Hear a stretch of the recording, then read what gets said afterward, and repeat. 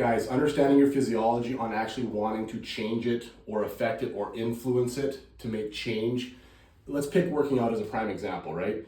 Let's say you want to work out. Most workout programs are designed within a 6 to 8 week cycle. That gives your time, your muscles, your body time to adapt to that program you're on, and then they switch it and they do you another program, right?